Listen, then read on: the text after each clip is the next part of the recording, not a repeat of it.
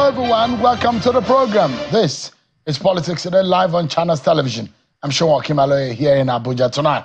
Our attention will be the exit of Justice Kayode Ariwoola as the Chief Justice of Nigeria and the head of the Nigerian Judiciary. So much that he said today, which we'll be bringing to you in a short while.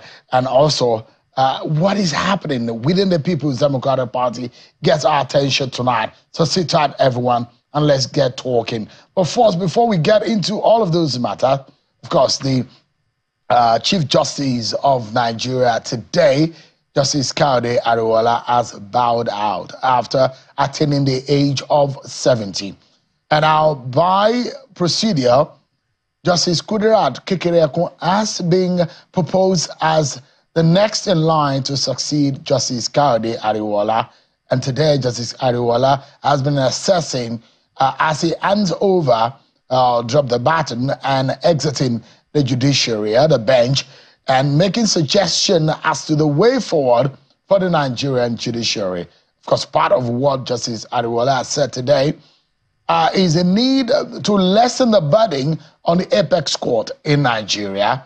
And most of the cases that are being brought to the final court of the land, which is the Supreme Court, should have terminated in the lower court, and is making some suggestion as to how to unburden the highest members of the Nigerian bench. We'll be assessing and looking at some of the propositions made by the outgoing Chief Justice of Nigeria, Justice Kayode Ariwoola. Tonight, I'm being joined by a very senior lawyer, senior advocate of Nigeria, Mr. Kayode Ariwoola, who joins us virtually from Lagos. Thank you so much, Leonard Stick, and thank you so much indeed for tonight. And what a day it has been. Now we're seeing the exiting of yet another senior member of the bench, Justice Kayode Ariwoola, and he's making some recommendation as to the way to go. What do you make of the very major recommendations that he made? It does look like the lamentation is coming from Justice Ariwoola as to the fact that the Supreme Court justices are overburdened with too much work, and some cases or some matters shouldn't be brought to the Supreme Court and should have terminated at lower courts. What are your views on some of those things that Justice Ariwoola said today? Good evening. Thanks for having me. I'm not sure if you can hear me very clearly. Yeah, I can hear you, Leonard Stick. Congratulate my Lord Honorable Justice Kayode Ariwoola, who has just retired from the bench, and I wish him very happy retirement. I am aware that there have been issues concerning what we could do about the enormity of cases and appeals taken by the Supreme Court. Now, our justices clearly are overburdened, and it's not surprising that the retiree, were just recently retired, CJN has also come up with the issue about so many cases and appeals being heard by the Supreme Court, just like Honorable Justice Amina Oti pointed out when she was also delivering her valedictory speech. There's no doubt that we need to have reforms. Now, what reforms can we possibly have? I'm aware that the procedural rules for the Supreme Court have been done again, and that we're going to have the 2024 Supreme Court rules. Well, I haven't had the opportunity of going through those rules yet. But for the Constitution says that the Supreme Court will have the final say on matters which are civil and those which are also criminal in nature. Where someone has been convicted for murder, he must have an opportunity to be heard by the Supreme Court. But when we speak of civil cases or civil appeals, that is very wide, rather open-ended. So what we must ask ourselves, how may we curtail the cases that come from the Court of Appeal to the Supreme Court for their adjudication? Now let us ask ourselves, there are the way in the days of yore, matters which were heard in the palaces of the kings, matters relating to farmland, which essentially is real estate, matters relating to assets of estates, and matters which relate to personal relationships. And people left the presence of the king feeling satisfied. Also, in modern use, we have people who have decided that the commercial transactions will go before a single arbitrator or a panel of arbitrators, and whatever award is made by the arbitrators will bind the parties. In other words, they do not go on appeal. So, why do we not have a situation where cases of certain nature, maybe in terms of their value, in terms of monetary value, are allowed to end at the court of appeal? Why don't we simply have that? I also know that there are cases which are taken to the Supreme Court, like Justice Aminaldo said when she was at the Supreme Court, they had a case involving, I think, goods that were owned by some people, and there was a dispute. And these cases went on as far as the Supreme Court, having 5 justices, noble lords, sitting to determine that. We should stop that. In other words, I think we should have a situation where we simply say, this matter should stop at the magistrate court or at the high court or at a court of appeal in the division where that matter has taken root. If a matter, for example, is about chieftaincy, a local affair in a local government in a state, why should it be the business of the Supreme Court? Those are matters we need to sift. Also, I think we should also determine if a matter comes before if an appeal is filed before the Supreme Court, it should go for some form of filtration. Filtration in the sense that some very skillful and knowledgeable senior lawyers can be impaneled, or some magistrates who have served for a certain length of time should be forwarded to be sent to the Supreme Court. And what they do is the back-end filtration. They will, at the end of the filtration, write to counsel and say, this matter which you have brought before us, unless you can demonstrate to us that there's a novel point which you want to canvass here, this sort of matter has been taken several times by the Supreme Court, and there are decisions of the Supreme Court which should guide you. If you insist, would allow you, but if the decision of the Supreme Court goes against you, you as counsel will made to bear the cost personally. I think some of our colleagues also will begin to look at things differently. We shouldn't come to the Supreme Court just to test knowledge. We shouldn't come to the Supreme Court just to test the waters or for academic exercises. That is my view. And I think also the high courts and the courts of appeal should be so fervent in their administration of justice that when they give judgments, even parties who want to appeal will think again. Interesting that some of these recommendations are coming. And you see Supreme Court justices, when they're exiting the bench, they make some very significant comments. And you hardly will hear them, except when they are performing the duty of their offices. But I mean, with Justice Kaide Ariwoola, I wouldn't be the first, I won't perhaps be the last, when you are critical of the system and you're seeking judicial reforms and at the point when you are exited. But let's take a look at some of the things that Justice Ariwoola said today. Part of it being that the burden is too much. The issues around what goes up to the very highest cadre of our court. For example, you remember the days of Justice Salami and how gradually cases like the governorship election cases now had to graduate and terminate at the Supreme Court. How can we achieve some kind of judicial reforms? Where will it come from?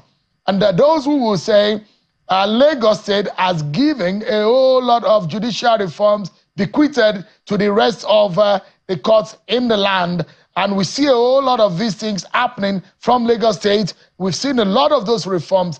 But in this day and time, some of these reforms that are being suggested by these justices, especially what Justice Ariwola has said today, it will go down into the Constitution. But where do we start from? How do we begin these reforms?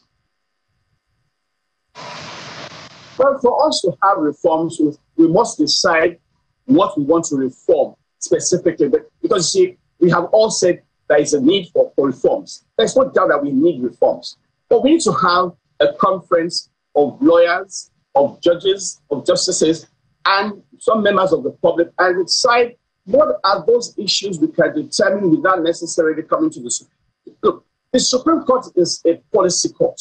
It's not a court for all manner of cases. So we need to go to the Constitution and say there that civil cases and criminal cases can come up to the Supreme Court, provided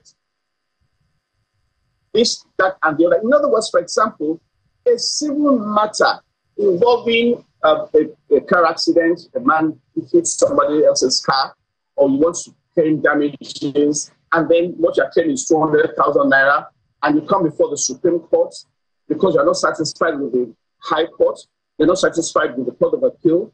That shouldn't happen. And you know also, for example, at the magistrate court level, we have cases that they can handle because of the quantum of damages being claimed by the parties. For example, if it's a recovery of rent or recovery of accommodation, if it's not up to a certain level, a certain amount of money, you can come to the Court of Appeal. To the magistrate court. You don't have to go to the High Court. Such a policy should also be applicable to the Supreme Court. You don't come to the Supreme Court because, look, I'll tell you some story. About 5 years ago, somebody briefed me about a matter that was already pending before the Supreme Court. And what was this matter about? It was about a family of young men arguing about who was entitled to a particular room or rooms in a house in Jos. And I looked at that matter and I just thought to myself, how do I take this kind of appeal before the justice of the Supreme Court, asking them to determine that my client owns a room in a house in Jos? I turned down the appeal because I just thought in my mind that we cannot go before the Supreme Court and ask 5 justices to sit down to determine who owns a room. These are things that should clearly be allowed to truncate at the High Court level and not come even before the Court of Appeal. As regards the political matters, that's a different kettle of fish. When it comes to politics, we are a country of people who are politically aware. We are not even satisfied when the Supreme Court is fully empaneled, 7 justices. So it's something we need to be careful about. But then we have come to terms with the fact that there are some cases that terminate at the Court of Appeal. With time, people will get used to that.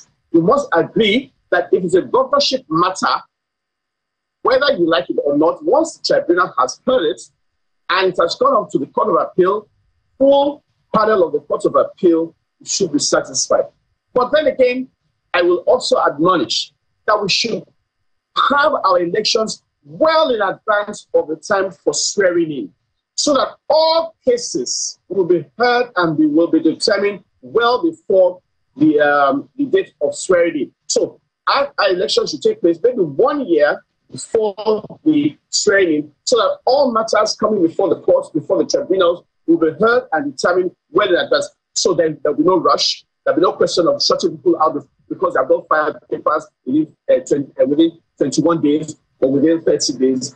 But at the same time, our colleagues also must be able to advise, when I say our colleagues, I'm talking about lawyers this time, should be able to advise clients and say, this sort of matter should be taken off the list because we cannot go any further.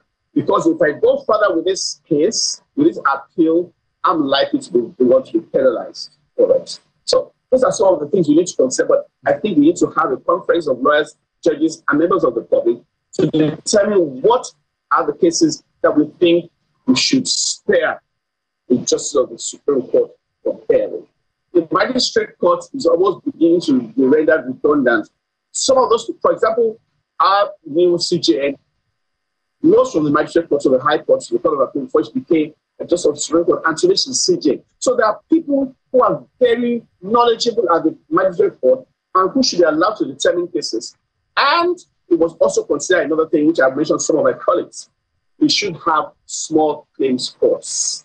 If your matter is only for 200,000 or for 2 million naira, go to the small claims court. Once that matter is determined there, accept it as the decision of the court. However, it means that all those who sit in those courts was the people of integrity, honor, and courage, such that when the decisions are given, you all go home satisfied, whether you're a loser or the winner, that justice has indeed and truly been dispensed. Now, so look, when Justice Ariwoola was making reference to the burden and the number of cases that goes up to the Supreme Court, look at the numbers. A total of 1,124 cases were filed in the year, judicial year 2023-2024, legal year. Yes. And which commenced in September 2023, ended in July 2024. Of these, there are 435 civil cases, 269 were civil motions, 219 were criminal cases, and 102 were criminal motions. The Justice Ariwoola said 89 of these were political appeals which were filed at the apex court. Of course, that window was not an election year. We've just moved past an election period. But in that same period, there are only 248 judgments that were being delivered by the court. Don't forget that out of that were 1,124 cases, of which 248 judgments were delivered. 92 judgments in the civil and 81 judgments in the criminal appeals and 74 judgments in the political appeals. So if you look at how many of those cases were finalized, they are less than 40% of the entire cases that were filed within that legal year. It tells you how much of the burden of work that will be transferred into the next legal year. And that is why a lot of people complain about the Nigerian judicial system, how slow, sluggish the process, and how slow it could grind, and which delayed a whole lot of processes. Yes, like as I said, let me first of all correct an impression. Those cases filed between 2023 and 2024 are not the cases which have been determined by the Supreme Court. The ones which have been determined are probably the political cases which have a deadline. Most of the cases filed in the 2023-2024 legal year are cases that will be heard maybe in another 5 years, 6 years, if they're lucky, or it could be more than that. So those are cases that have just simply want to take their cue. Now, let's go back to the High Court even before we come to the Supreme Court. In Lagos State, for example, the judges there sit from 10 to 1 o'clock or 2 o'clock. Why? Because they do not even have power. The generators are switched on and then switched off at a particular time. That's not healthy. That's not healthy at all. That's not a good thing. But the CJ has seen that the facilities he has, the finances available to him, cannot cope with having generators sit up for money till 4 p.m. In other words, the judges themselves need to have the facilities to work with. You cannot put judges under strain and tension and expect them to make make miracles out of nothing. These are people who are willing to work. I do not think you have ever seen the home or the office of a Supreme Court Justice, all littered with all manners of files. You have the records of proceedings that they must read through. It is tedious. And these are only 21 people to determine 1,200 cases, appeals in a single year. But how do we expect them to perform optimally? How do we expect them to give judgments that will stand the test of time. In the past, the Supreme Court probably didn't have more than maybe 20 or 40 cases in a year. So they could sit down and write judgments that for a long time we continue to refer to. So what Justice Ariwola simply has said is that there are many cases that have come before them that really shouldn't come before them. There are many cases that they've had to determine and they've had to look at, which are indeed and in truth a waste of their time. But I think people should be made to realize that you don't come to the Supreme Court because you have the right to do so. Well, then again, they have the right to do so, then they must come. So what should we do? We should look at the Constitution and determine whether some of these cases of appeals should actually find their way there. Otherwise, these noble laws will be burdened by cases that should not even come before the traditional ruler in their local governments. We must respect this space called the Supreme Court. But we must give them the facilities to work with. Well, I mean, I'm just worried. Does the president, or who is a person who will bail the cat? Is a person who will take the lead in the judicial reforms that we are all praying for? Very good question. We have senators, we have members of the House of Representatives.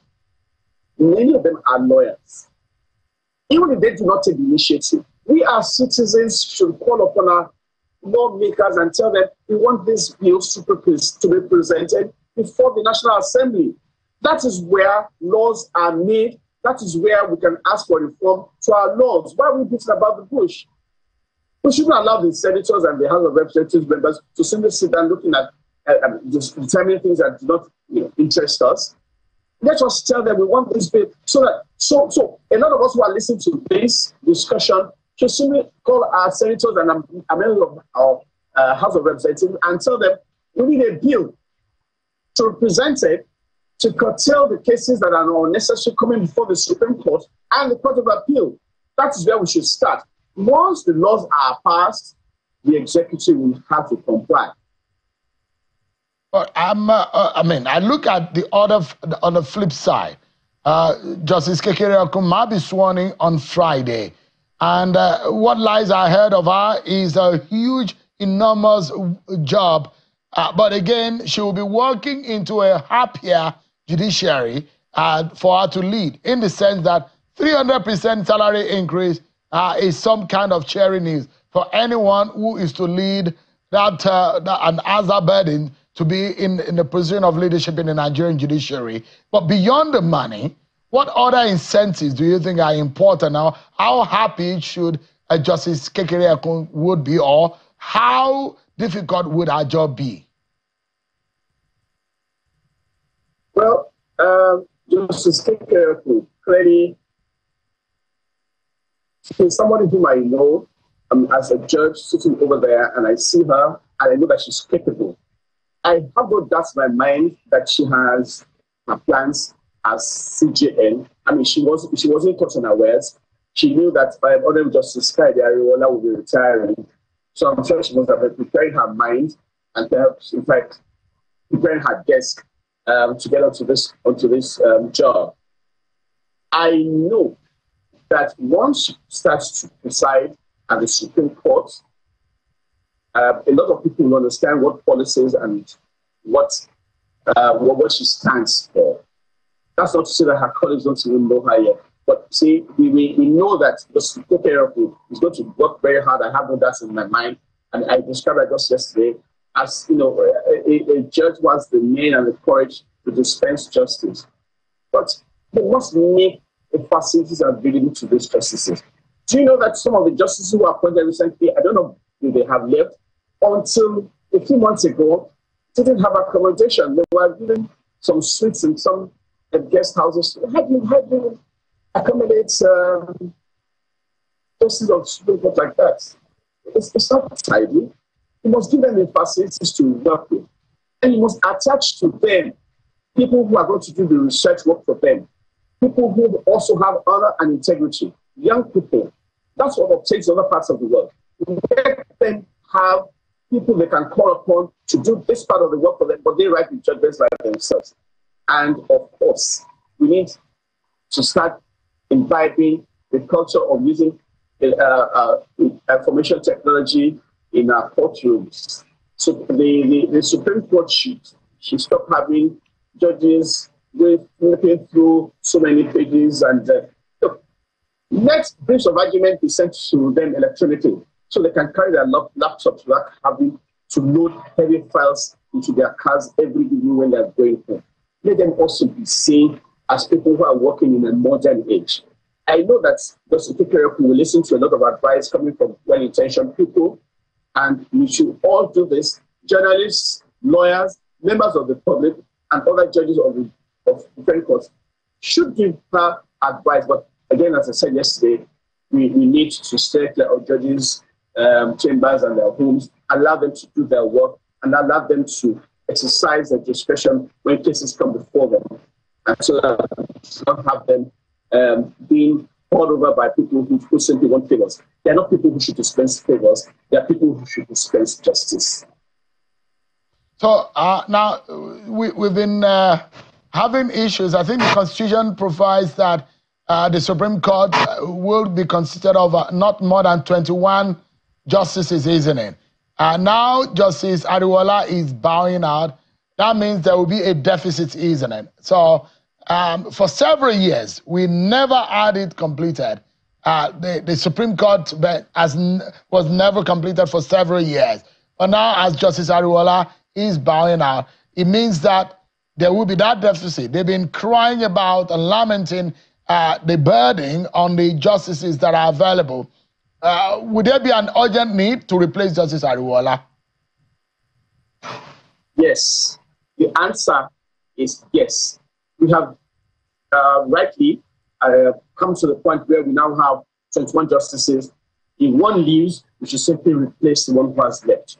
If Justice Ariwoola has left and was occupying a seat of a certain region of the country, let another justice of the Court of Appeal take his place. Let the work go on. Let's not burden those who are there. 21 justices can have 3 panels sitting as against 1. Right before we had the new justices who were appointed recently. So let us have speedy dispensation of justice by having more justices on the Court of Appeal. At the Supreme Court. So if Justice Justice Ariwoola has left now, let us find someone who will take his place as quickly as possible. I'm not sure we even have up to 15, I don't know, maybe like 10 or 11. There are those times that there were those who were suggesting that very eminent members of the bar in the academia, in the civil society, should be appointed as Supreme Court justices. Could that be a way, a low-hanging fruit for us to fill those empty benches in the Supreme Court? Well, in some parts of the world, Queen's Counsel are appointed to the bench. Things happen in different parts of the world for different reasons. My attitude is, if you knew you wanted to become a judge, you should have gone to the judiciary from day one. You're a senior advocate, you want to become a justice of the Supreme Court, it's okay. But then there are people who are the Court of Appeal. It's a career that they have pursued all their lives. So it's time for them to get to the Supreme Court and you say, no, it's not your turn. I'm coming from the bar. It's something we should think about very carefully. If I was a Court of Appeal justice, and then you bring somebody from outside to become Supreme Court justice, you see, you don't want to make people unhappy with their work. There are people who have worked tirelessly from maybe the magistracy to the High Court and then Court of Appeal. They are hoping and praying to become justice of the Supreme Court. Then you bring somebody from somewhere else. It's something we need to think about. I mean, I have no clear answer to that, but I think those who are the Court of Appeal who are also hoping and praying to become justice of the Supreme Court should be given a chance. And that's my attitude towards that. And honestly, if you want to become a judge, I think you should go to the Court of Appeal. You should go to the High Court. But then again, we've had 2 instances I can remember off the top. Honorable Justice Nnamani went straight to the Supreme Court from the bar. Also, Professor Elias came straight as Dean of the Faculty of Law in the University of Lagos, at the University of Lagos to become CJA. And I recall that I had a comment by some of those who sat with that, well, if Justice, if Professor Elijah is coming to become CJN, we don't mind. He was exceptionally brilliant even when we were in school, so we don't mind him being our boss here. So it's something you need to think about very carefully.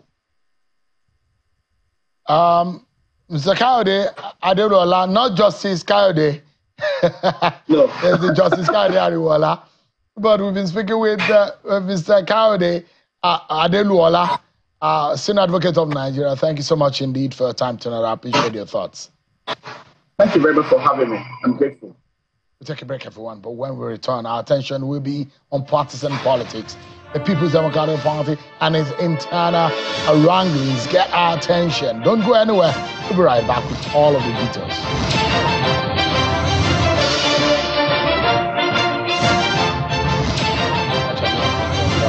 Our attention now is on the internal activities and some of the crises rocking the People's Democratic Party. As we speak, we understand that governors of the party are meeting in Taraba State. Governor Kefas will be hosting them tonight. And we know that the meetings as to the progress and the activities within the party get their attention. And the NEC meeting is also very much weeks away or days away. And there are a lot of conversation around what is going on. Meanwhile, the acting national chairman of the party, Mr. Umar Damagum, has vowed not to allow critics of his leadership style to intimidate him into abdicating his responsibilities. Damagum says that there are those criticisms coming from the likes of Chief Edwin Clark and the former party spokesperson, Mr. Kola Olobodion, who have both criticized his handling of the party's activities in River State and allegations of anti-party activities leveled against Chief Nyesom Wike. Of course, Mr. Nyesom Wike yesterday had said categorically that he will remain in the PDP and he will fight his way out of whatever the ongoings are. Of course, yesterday, pictures you can see right on your screen are those of the inauguration of two committees, the Reconciliation and Disciplinary Committee of the party, to be headed by Chief Olagunsoye Oyinlola, a former governor of Osun State and former military administrator, and of course, Chief Tom Ikimi, one of the members, the chieftain of the party. Let's get talking. One of the person that has been fingered in criticizing Mr. Umar Damagum, the acting national chairman, is the former national publicity secretary of the PDP, Kola Olobodiyan, and he's live with us here in our studio. Thank you so much, Mr. Olobodiyan, for joining us. Thank you very much, Gio. What happened? You're very critical of Mr. Damagum. Are you one of those seeking for his job? No. I'm not. Did you see my name anyway among those aspiring to be chairman? No. But what we are saying is that there must be justice. Even the former governor of Rivers State, the minister of FCT, Judicial, Wiki. If you look at all these arguments in 2022, 2023, is it not about justice? So, can we abandon sin and expect grace to be available? We can't. So what we are saying is this. Damagum was elected as deputy national chairman. The person who vacated the office of the chairman is from the North Central. Senator Yocha. Senator Yocha is from North Central. So by the force of law. So by the court, by the force of law, by the court. This is the constitution of the PDP. 2017 has amended. Everything you want is contained here. So the simple demand is this. We went to NEC and went to demand in NEC that, look, let North Central assume its position so that we can have justice in the party. Ambassador Elias Damagum is claiming that he's the one holding the office of Deputy National Chairman, even as we are speaking now. He's claiming that he must continue to hold the office of the National Chairman. We cannot allow sin to abound and think that we'll have grace. But whose responsibility is it to call for a replacement of a national chairman when there is vacancy? Is it the NEC or the NWC? So, let me tell you what happened at the last NEC. Before the last NEC, the North Central Zone met.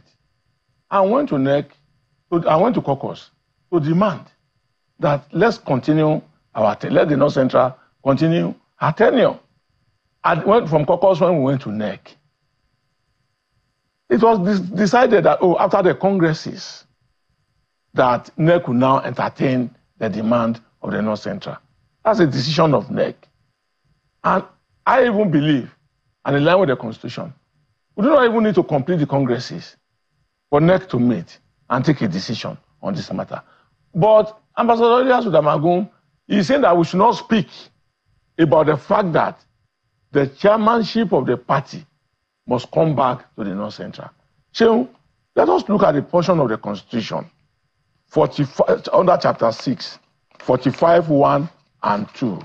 It says that if a national officer of the party is removed or he resigns from office, he shall immediately hand over to the National Secretary or records. That's 1. 2, he said in case of the national chairman, he shall hand over to the deputy national chairman from his own region, part of the country, who shall, without prejudice to Section 47(6) of this Constitution, act as the national chairman, pending the election of a replacement. Now, let us look at what 47(6) is saying.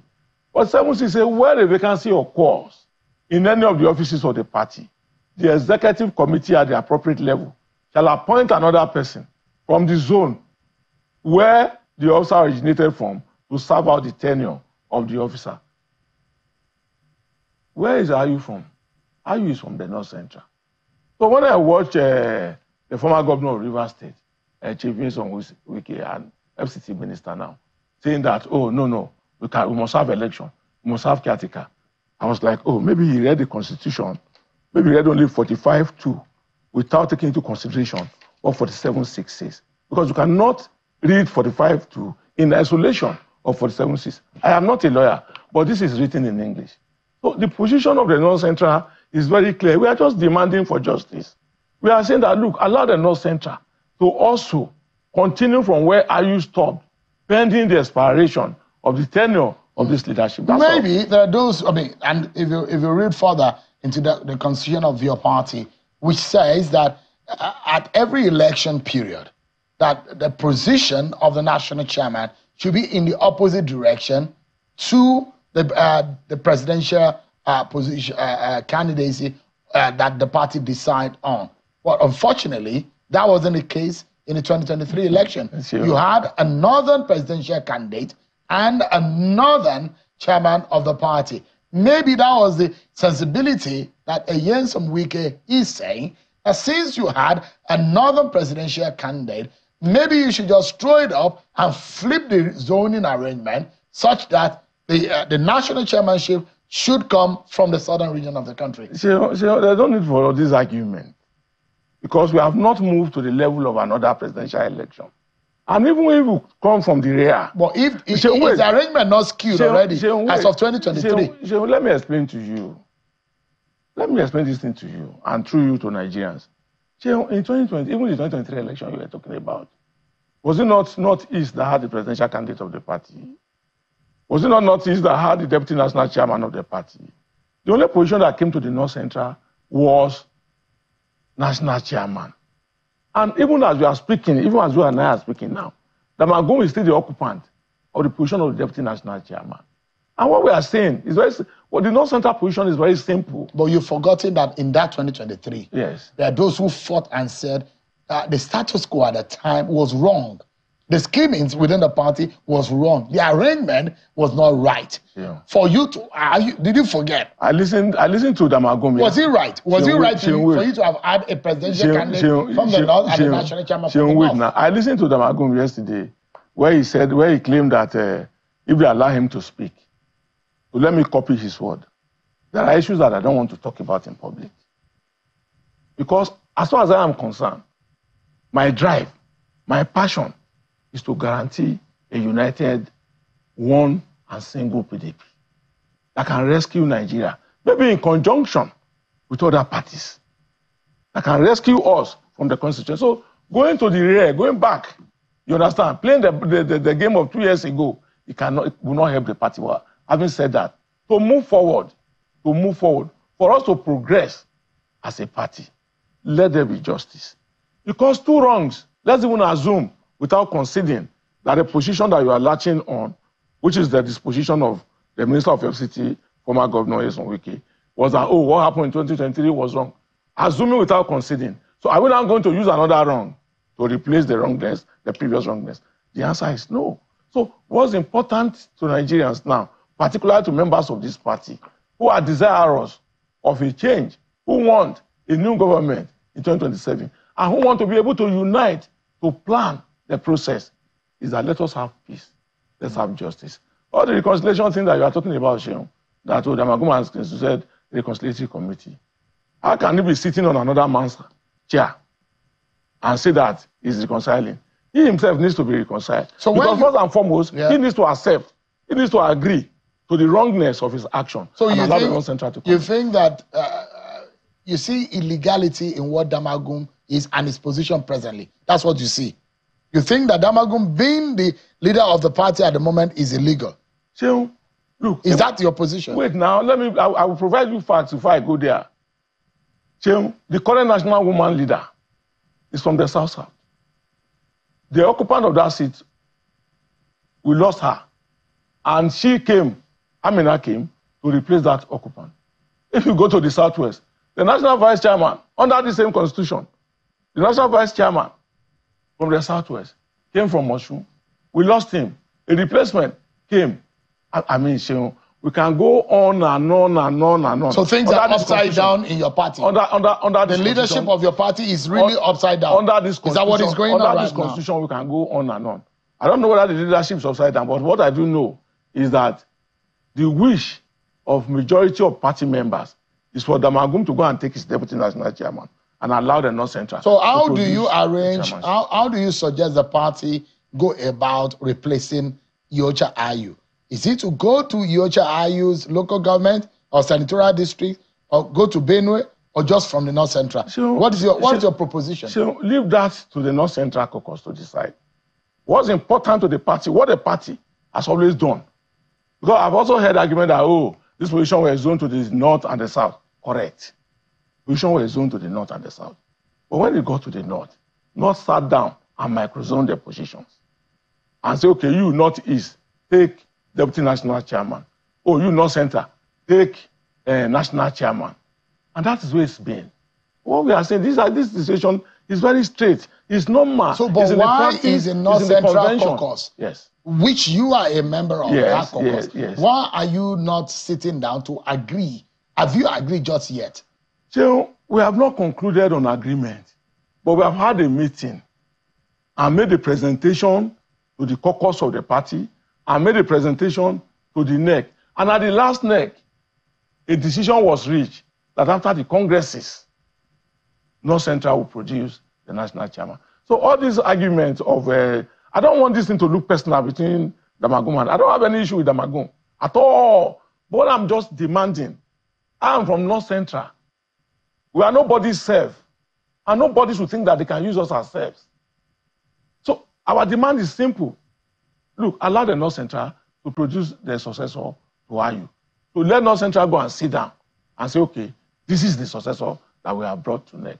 I think that's the issue. In Benue, there's also that division. There are those who believe that it is the right of Benue people to determine who replaces Iyorchia Ayu. Even if we talk about that, there are people from my home state who are contesting for that national chairman. But you remember what happened when Iyorchia Ayu emerged? The argument about the Benue people, especially even the senatorial district of Iyorchia Ayu, about the argument of why it was necessary for a Benue man from the Iyorchia Ayu extraction to be the national chairman of the party. So that should be allowed to be decided by the North Central zone. We state, look, when they brought offices ahead of the last convention, two major offices came to North Central. The national chairman and the national legal advisor. The national chairman went to Benue. The national legal advisor went to Kwara. Plateau State is holding the North Central vice chairman, even as we speak. The party has its own internal arrangement. It is when distortions come in, that's where you begin to have Was anybody shut down at the NEC meeting when this matter was raised? I don't know. There are those who will say that at the last NEC meeting, some of these issues was being raised, yes, but they were being shut down. There were situations, and I remember that members were not allowed to discuss the issue in detail because the leaders of the party said, look, they've already agreed that after the congresses, that was when they slated the next NEC for August 28th or 25th or thereabout. And I said, look, let's just go and do our congresses. Then when we come back, we'll come and decide this North Central issue. So it's before NEC. It's not an issue that is strange to the party. But I mean, the governors are meeting in Taraba. Oh, yeah, I'm aware. If they have not started, I know some of them might be watching right now. Yeah. Is it not incumbent on some of them? There are a very strong caucus or arm of the political arm of the party. And there are those who will be hoping that they might be able to serve some leadership and help to give the party direction. And there are those who are criticizing the likes of Atiku Abubakar. But how can the PDP or Atiku Abubakar wants to lead Nigeria and you guys are finding it difficult to even put your house in order? A simple seat we are not able to fill, and yet you people are aspiring to want to lead Nigeria. Is it not possible for you to just micromanage whatever is happening in your home, your little home, and talking about the larger Nigeria equation? See, there's a disposition that I have always put in the public. And the disposition is that PDP is not about any individual. I hold to that. It's about this nation. It's about our democracy. And that is why people like you are helping us by bringing us to come and share information to members who are not even aware or who don't even know how issues are running. So I don't like it when we begin to limit the issue of the party to Atiku, or we begin to limit the issue of the party. Who is the political leader of the party today? Well, I don't know whom you have appointed, Sheung. As a it's not about me, it's a conventional issue. You be in politics, and as a retired journalist, Kola. I'm not a retired journalist. You understand how these conventions play out. Yes. At the end of a presidential election, the last presidential candidate assumed that role of giving the party direct political leadership, aside the administrative leadership of the party. And that those, when it was Jonathan's turn, it was like that. When the party did not have any presidential candidate, it was assumed that Bukola Saraki and the rest, who got the highest position in the land at that time, is the political leadership of the party. It's by convention. And that those who are thinking that those who have political power or who possess the political leadership of the party should be able to help the party, and they will have a voice within the party. That is what is obtainable. I think what I can tell you about what's happening in the party presently is about the collegiate of leadership. I think that's what I can say. That's talking to you now as. Or is it that the party lacks direction? No, I don't. If you are not able to agree on little things at NEC, if you say the party lacks direction, then you are saying that the Damagum leadership lacks direction. You have always criticized that. I will not be able to. I will not be able to contend. No, because if your party, I will not be able to contend that with you. How long now has Yochayu been removed from office? I think it's more than a year. So one single office your party is not able to fill. It's unfortunate because isn't that disgraceful? It's unfortunate because you can see that the man who has one position is insisting that he will not go back to his own position and allow those who are supposed to elect another person to that position to elect such a person. Like I would love to say, and I'm very sincere about this, I do not have any personal issue with Ambassador Damagum. But what I am demanding, what I believe I'm representing, what I believe I'm saying is that, look, allow justice in the party. Those of you who are insinuating that Damagum is playing a certain political card, what do you think all this is up to? How? What kind of card? There are some interest in the party who think that Damagum is serving some interest within the party. It's all politics as far as I am concerned. To what's favor? But what's important? To whose interest? What's important is that allow the North Central to produce the chairman. Whatever service you want, whatever interest you want to service, you can still service it as deputy national chairman. Because when he goes to court, because he's in court against the NWC, he's in court against the BOT, he's in court against the NEC, as we are speaking.